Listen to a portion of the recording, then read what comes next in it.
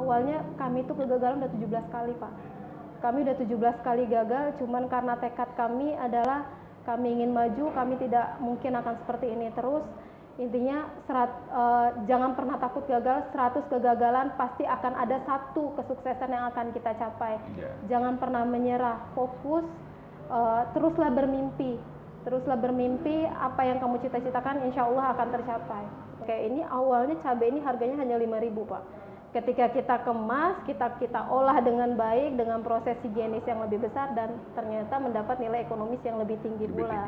Dan juga lebih memudahkan ibu-ibu ya Pak ya, lebih memudahkan ibu-ibu untuk proses memasaknya.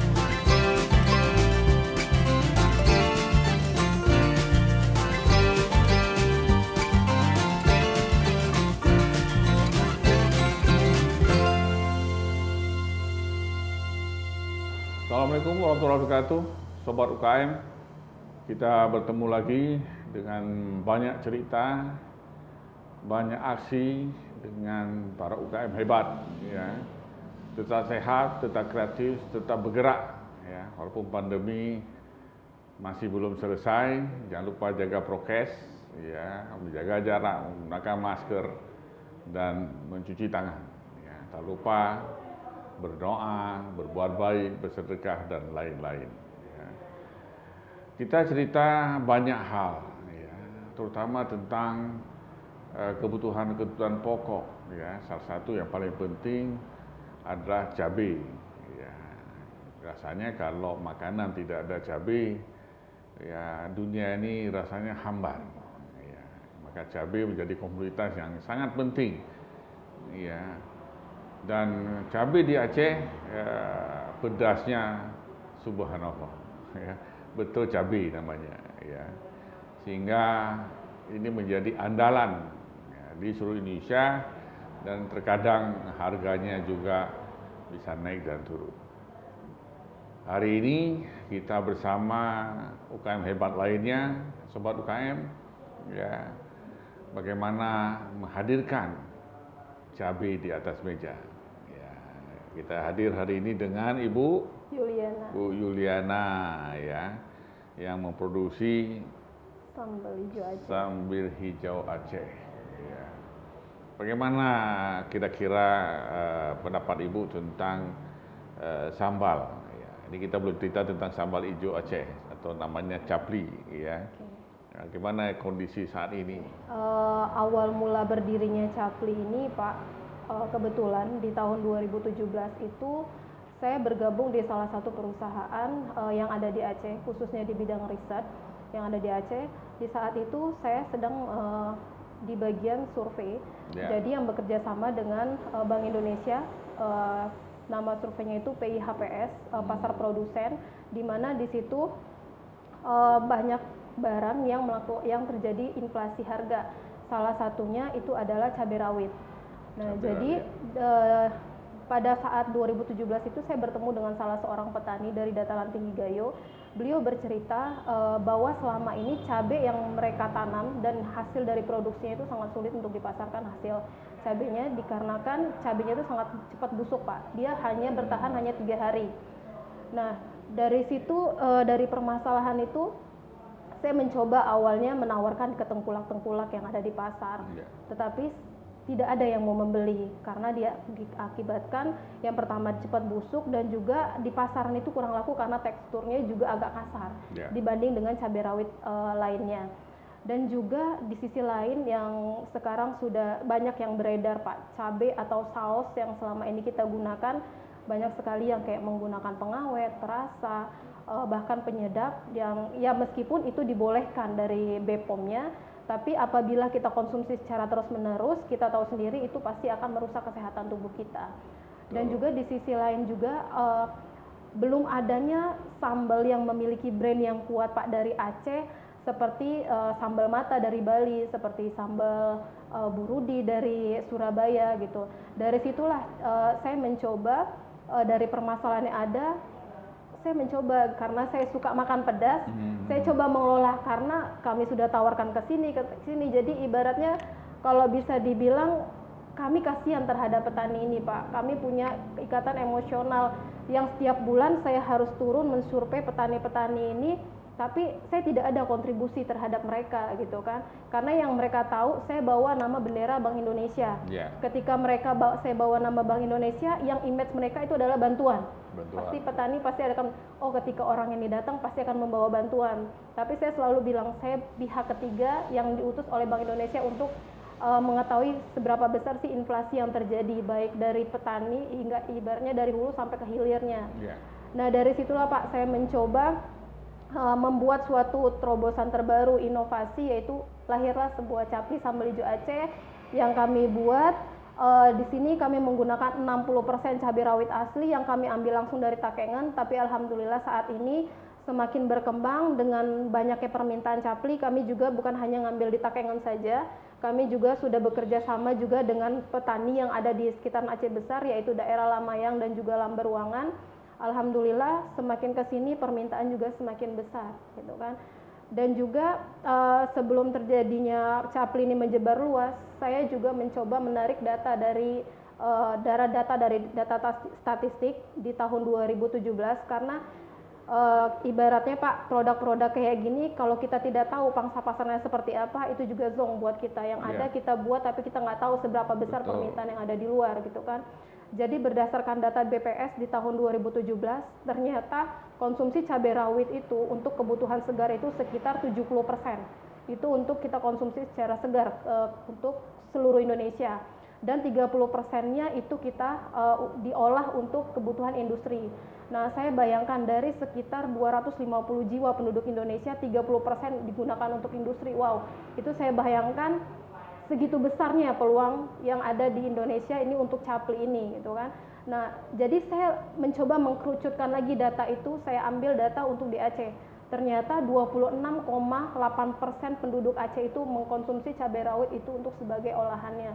Nah, jadi dari data dan dari permasalahan yang ada itulah Pak, saya mencoba untuk membuat capli ini untuk bisa berkembang ke depannya gitu kan, sebagai kebutuhan ibu-ibu rumah tangga. Ya, tidak ibu-ibu aja, bapak-bapak juga suka. Sobat UKM, ya. Jadi ketika kita ingin memulai usaha, tentu bukan tanya pada rumput yang bergoyang. Ya. Kita bisa melihat data, kita bisa melakukan research, ya. Kira-kira ada tidak pangsa pasar? Walaupun itu kecil, tapi kita tahu bahwa pangsa pasar ada. Ya. Kecil tidak apa, ya, sehingga itu lebih segmented. Ya, kita bangun dengan cara yang berbeda, ataupun masih banyak seperti yang dikatakan tadi cabai rawit, ya masih besar pangsa pasarnya, apalagi cabai rawit dalam bentuk botol, ya dalam botol dan di atas meja, ya bisa ditaruh di atas meja, ya dan tidak digigit ya, nggak perlu gigit lagi ya, tidak perlu digigit, langsung dijepret ya, apa namanya, dipijit. Nah, tapi kenapa bisa timbul menjadi seperti ini? Tadi kan baru olah.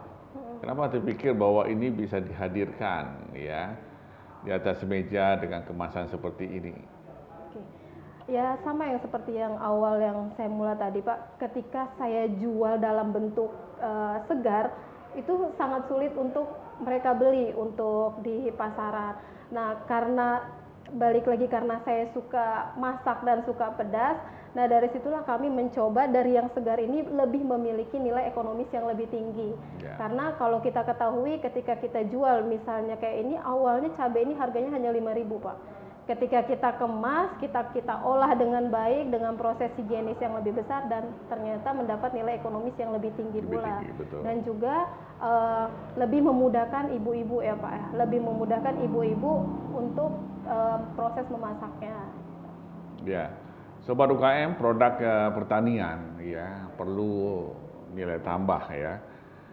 Bukan hanya memperpanjang usia produk ya, seperti cabai tadi dari Aceh Tengah atau Takengon itu punya durasi cuma 2 hari bertahan ya, kemudian diolah, ditingkatkan nilai tambahnya ya, ditingkatkan faktor kegunaannya sehingga usia produknya bertambah ya. Berapa lama nih? 1 tahun Pak. Nah, bisa 1 tahun.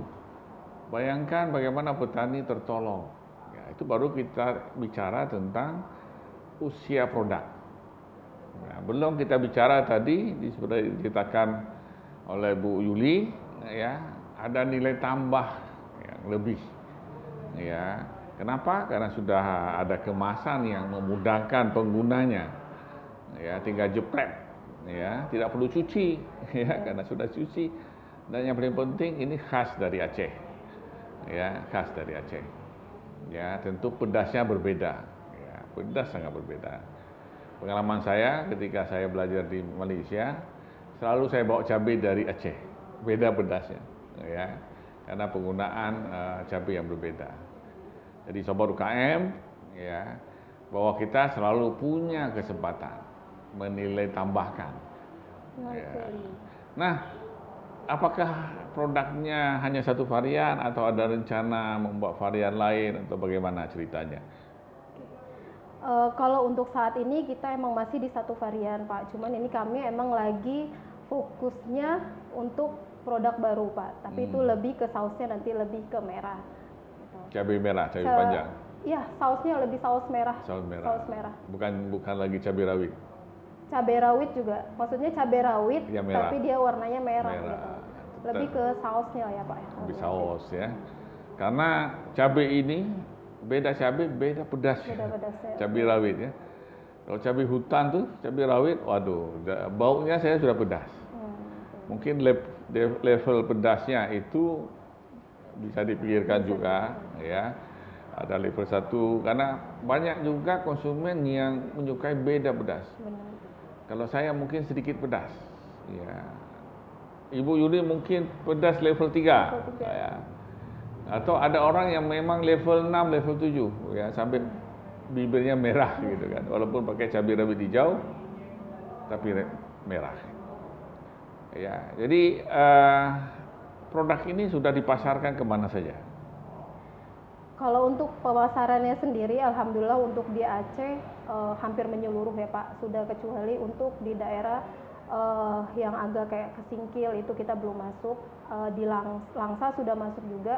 Untuk di Sabang dan di Singkil yang kita belum masuk Pak.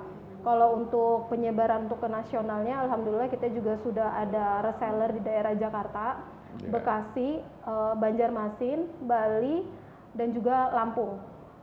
Nah ini kita lagi mencoba juga membuka akses pasar yang lebih luas lagi. Sama yang kami lakukan kemarin, kami melakukan tur dari Sumatera sampai ke Bandung. Kami mau lihat potensi pasar seperti apa. Konsumen itu lebih sukanya pedasnya seperti apa. Kami lagi mencoba melihat konsumen ini maunya kayak mana gitu Pak, pedas. Karena sama yang Pak seperti bilang tadi, beda provinsi, beda pedasnya. Sama yang kayak kami lakukan ketika kami jual sambal di daerah Bandung, pasti kan akan kami buat agak sedikit manis. Ke Jawa, ke Jakarta begitu juga. Beda misalnya ke daerah Sumatera kayak ke Lampung itu mereka lebih senangnya pedas. Apalagi di Aceh Pak, ada manis sedikit.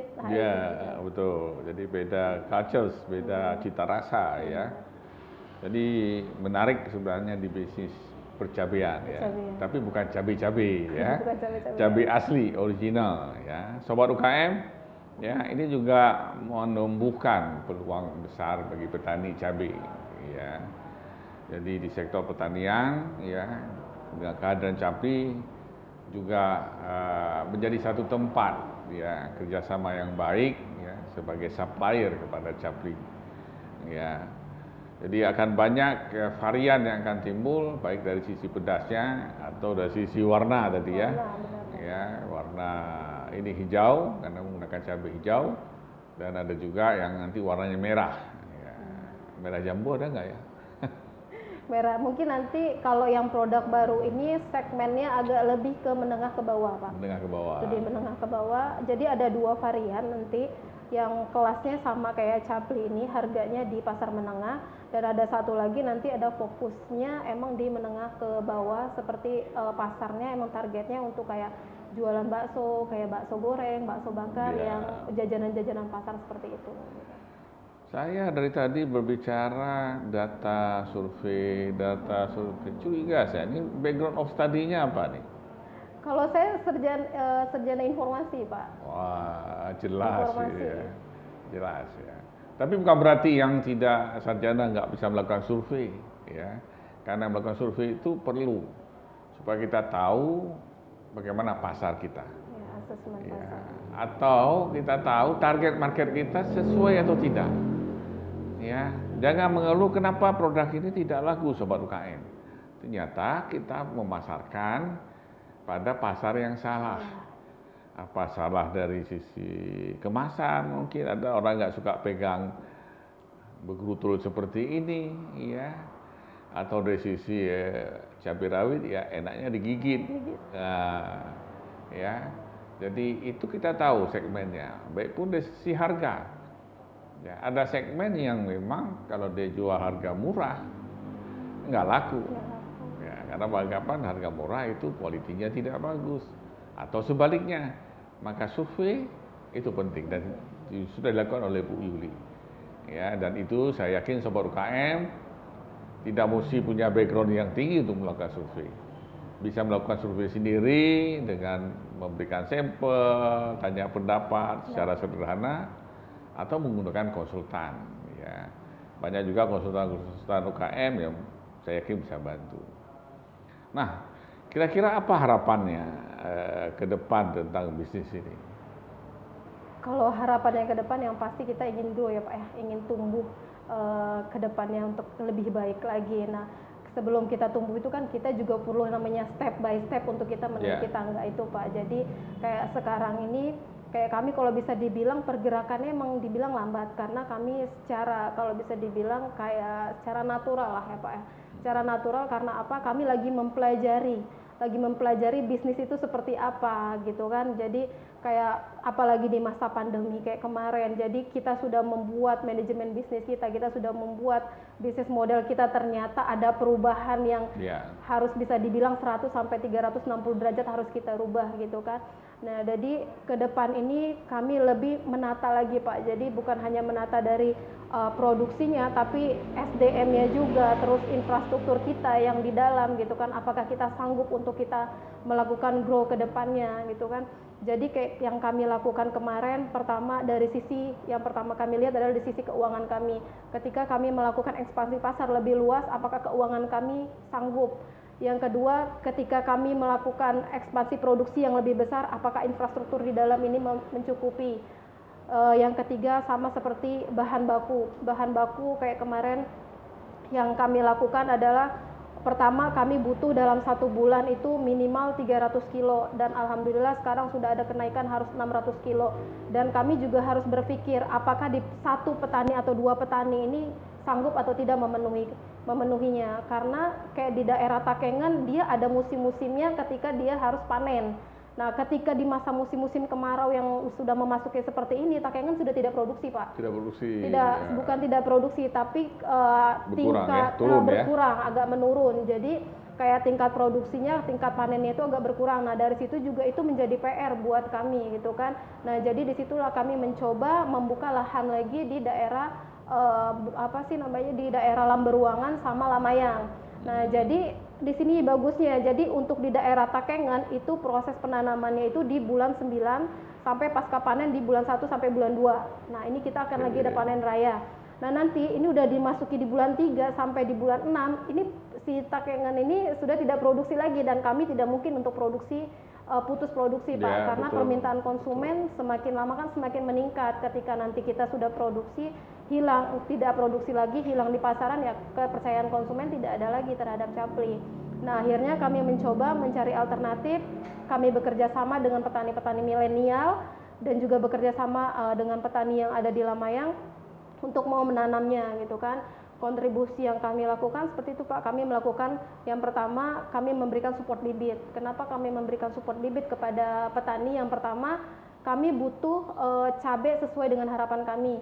Karena kalau kita memberikan bibit tapi kita juga tidak membantu mereka dalam proses tumbuhnya seperti apa, nah itu juga agak sulit Pak, karena di Takengon pernah kami ambil cabai tidak sesuai dengan harapan. Ketika digiling itu rasanya pahit, baunya juga seperti bau obat. Nah, di situ juga kami harus menelusuri lagi apa yang terjadi permasalahannya, sampai tekstur tanah, pH tanah kami ukur Pak.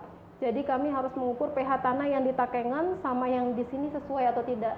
Kami sampai menurunkan tim ahli pertanian agar konsisten dari cabenya ini sesuai. Karena kalau kita percuma sudah buat SOP, karena yang namanya cabai ini apalagi kayak di pasca panen, di panen pertama itu sama tahap kedua itu beda Pak, tingkat pedasnya. Kalau di tahap pertama ini dia kurang pedas. Di panen kedua dia ada rasa pedasnya itu kayak gigit lah Pak, terlalu pedas. Gitu. Nah, ketika kita sudah membuat SOP bahan bakunya segini, tapi pedasnya nggak sesuai kan sama juga Pak. Ketika kita buat di tahap pertama kita buat misalnya gulanya banyak, oh ternyata kemanisan. Giliran yang di tahap kedua kita kasih gula yang sesama, tetap rasanya tidak akan balance gitu. Nah itu jadi standar rasa ya? Standar rasanya itu emang benar-benar kita ukur. Nah dari situlah kami petani itu benar-benar kami ajarkan dari step by step, dari bagaimana cara pengolahan lahan yang pertama itu seperti apa, sampai pasca panennya pun kita ajarkan gitu kan. Makanya di sini agak cabai yang kami beli itu emang harganya agak di atas standar kami buat Pak. Karena apa? Kami meminta kualitas yang kami inginkan, dan kami juga harus memberikan pelayanan kepada petani gitu kan. Wow. Jadi Sobat UKM banyak ilmu ternyata. Ya. Saya nggak tahu panen pertama, panen dua beda bedasnya. Ya. Baru hari ini kita tahu. Dan yang menarik Sobat UKM bahwa supply chain itu sangat penting. Kita para UKM ini harus menjaga supply. Ya. Bagaimana menjaga supply? Kita bekerja sama ya kepada penghasil supply-nya ya untuk mendapatkan standar yang sama yang diharapkan. Karena enaknya kopi, standar rasa yang sama cabai sangat ditentu bagaimana petani mengelola tumbuhannya ya. Maka di tingkat petani itu mungkin sampai 70% yang akan menentukan produk kita berkualiti atau tidak. Ya. Maka jaga petani, bantu petani juga. Ya, dan salah satunya Capli. Ya. Nah, harapan ini kan kalau kita tadi dengar bahwa sangat ketergantungan ya mungkin sampainya dari petani. Ya. Saya menarik tadi pernyataan ada petani milenial. Nah, ini menarik, coba mungkin bisa dijelaskan sedikit. Jadi petani milenial itu jadi ada tim dari UMKM juga sebenarnya itu Pak. Kita juga udah bergabung di UMKM itu di tahun 2015 kalau nggak ya Pak, dengan si petani milenial. Jadi dia selama ini menanamnya itu yang mereka lakukan hanya tanaman sayur-sayuran. Nah, jadi karena dia sudah punya basic pertanian, ilmu pertanian, bahkan dia juga kemarin sempat studi banding ke Thailand kemarin yang diberikan oleh gubernur. Nah, jadi kami coba rekrut gitu kan. Sayang sekali ilmu yang sudah diberikan pemerintah sudah mengeluarkan uang yang segitu besar untuk kalian untuk belajar di luar negeri. Yuk kalian bantu kami lagi dengan harapan kita membantu petani-petani yang lain juga gitu kan. Nah, jadi kami ajak kolaborasi si petani milenial ini yang saya sebutkan aja Pak, namanya di Kebun Radi yang ada di Darussalam. Darussalam. Nah, di situ saya coba ilmu apa yang kamu dapatkan di Thailand. Di Thailand. Jadi mereka mencoba bagaimana sih sayuran ini bisa segar seperti ini, terus cara mengukur pH tanahnya, terus pertanian seperti itu seperti apa. Pokoknya kami gali lagi informasi itu Pak terhadap. Nah, sekarang karena ilmu kamu sudah banyak, coba kamu terapkan untuk di tanaman cabai. Awalnya itu gagal juga Pak. Awalnya gagal. Nah, gagalnya itu karena pH tanahnya kelebihan malah. Jadi yang di daerah Lamayang, jadi dia ini kami ambil untuk jadi tim ahli di Capli Pak. Khusus untuk di bagian pertaniannya. Nah, jadi dengan kemarin kontrak kerja sama kami adalah kami membeli bibitnya dulu dari dia yang melakukan pembibitan cabai sesuai yang kami inginkan, baru kami beli untuk kami berikan kepada petani. Nah, selain itu juga tugas dia adalah sebagai pengontrol. Jadi ketika sebelum dia melakukan tanam, dia harus kontrol dulu apakah tanah ini sesuai atau tidak dengan pH-nya. Nah, seperti yang dilakukan di Lamayang kemarin, ternyata pH-nya sebenarnya yang dibutuhkan untuk cabai ini adalah sekitar 7-8. Ternyata pH-nya kelebihan Pak, yang mengakibatkan tanahnya, tumbuhannya itu malah tidak bagus karena terlalu subur. Nah, jadi kendalanya juga yang di daerah Lamayang itu adalah banjir. Banjir ya. Nah, jadi kata kami jangan putus sampai di sini. Bagaimana caranya ketika kita emang ingin berbuat baik untuk petani-petani ke depan, jangan putus sampai di sini. Yuk kita cari lagi permasalahannya. Seperti apa? Akhirnya karena cabai ini yang paling bagus adalah dari dataran tinggi Gayo. Yuk, jadi saya mencoba mengajak si petani milenial ini untuk kunjungan langsung ke petani kami yang ada di daerah dataran tinggi Gayo sana. Jadi di situ banyak yang kami lakukan, baik dari interview, balik lagi Pak, kami survei dari tanahnya, kami survei sampai pertumbuhan batangnya, daunnya, itu semua kami teliti di sana. Akhirnya alhamdulillah dapat. Dan ini mudah-mudahan kalau tidak ada halangan nanti di bulan 3 atau memasuki bulan 4 nanti kita sudah panen lagi untuk tanaman yang kami buat lagi ibaratnya uji cobanya Pak, apakah sesuai atau tidak. Sampai segitunya. Menarik ya. Jadi sebenarnya menjadi petani itu tidak mesti jadi orang tua ya kan. Anak muda dan milenial ya bisa ya. Nanti beli sama saya cabenya. Saya ada tanam cabai tabu lampot, tanam buah dalam pot khusus cabai rawit. Ya, nanti saya jual ke Capri ya. Nah, ini pasarnya secara online sudah di mana saja? Kalau yang offline, Pak? Online. Kalau online sebenarnya kita di marketplace sudah ada. Sudah ada. Cuman kalau di marketplace ini malah banyak itu reseller kami Pak yang jual. Oke. Lebih banyak reseller yang banyak penjualan ya. Malah kami dijual di bawah harga reseller. Nah itulah mungkin kita tidak bisa hidup sendiri ya Pak ya.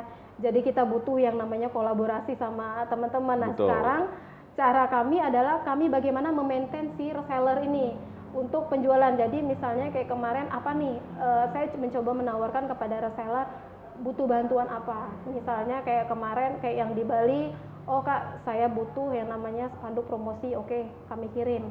Kayak yang di Jakarta kami butuh kayak misalnya kami butuh bayar selegram. Oke kalau mereka mintanya bayar selegram kami bantu Pak. Kayak kemarin juga kami sempat bantu yang di Jakarta untuk masuk ke pasar modernnya. Jadi kalau kita pasar modern yang di Jakarta itu kan listing fee-nya mahal Pak. Jadi kami juga coba menawarkan, tapi alhamdulillah juga karena resellernya yang di Jakarta ini terlalu mandiri Pak. Jadi mereka juga agak sedikit, oh ya udah Kak, selagi kami masih bisa, kami akan jalan sendiri dulu. Wow. Cuman saya bantu Kak di sini ternyata kayak di Kemcik itu harga listing fee-nya tidak terlalu mahal. Jadi saya memberikan database untuk swalayan dan supermarket di sana yang listing fee-nya agak murah. Nah, jadi berarti sudah ada di Kemcik? Belum Pak, karena yang untuk yang di Jakarta ini sama karena pandemi, jadi mereka tidak mau menerima produk baru, itu agak sulitnya. Ya.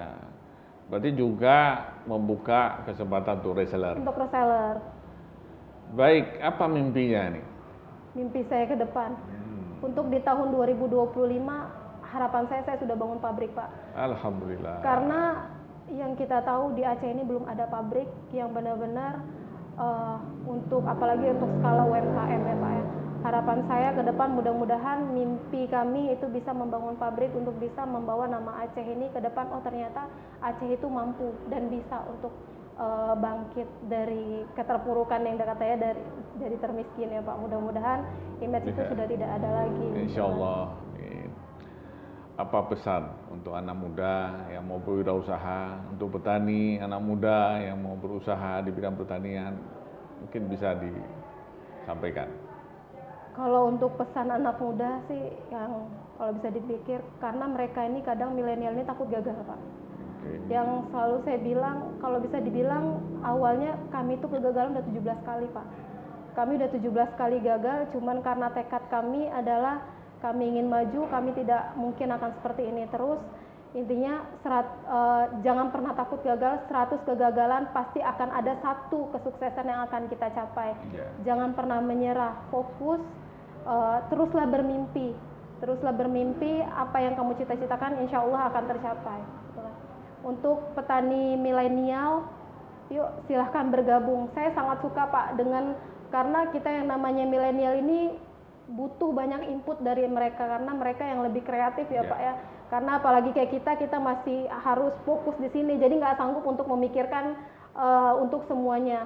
Jadi untuk petani-petani milenial, bantulah petani-petani yang ibaratnya sudah zamannya udah di atas kita lah Pak. Jadi membantu mereka bagaimana cara menanam yang baik, bagaimana cara produksi yang baik. Jadi harapan petani itu sebenarnya nggak muluk-muluk Pak. Mereka itu mengharapkan seperti ketika mereka cangkul, mereka tuh sudah tahu mereka pendapatannya seperti apa gitu kan. Karena yang selama ini mereka tanam, ketika mereka nyangkul, mereka tidak tahu berapa sih harga cabai atau harga panen yang ketika mereka panen nanti. Tapi ketika kita para teman-teman UKM yang khususnya di bidang pertanian, ketika kita sudah melakukan kontrak kerjasama, petani ini ketika mereka nyangkul meskipun mereka sakit, mereka sudah mengetahui, oh ketika saya panen segini saya sudah akan mendapatkan uang seperti itu. Nah, hanya sesimpel itu sebenarnya harapan petani kepada pemerintah untuk mendapatkan harga konsisten itu Pak. Nah, seperti itu Pak. Baik Sobat UKM, kita sudah sampai di ujung kegiatan kita ya. Jadi sebagaimana disampaikan terakhir tadi bahwa Sobat UKM tidak ada yang namanya gagal. Ketika kita jatuh, kita belajar. Ya. Di mana kesalahan yang kita lakukan, apa yang kurang kita yang penting tidak boleh berhenti. Ya, terus berusaha, terus bergerak. Ya, insya Allah ada pada waktunya kita mendapat kesuksesan. Tapi sukses tentu untuk saling bisa mensukseskan. Ya, jangan lupa beli, pakai, dan bangga produk UMKM Aceh. Saya akhiri, Assalamualaikum warahmatullahi wabarakatuh.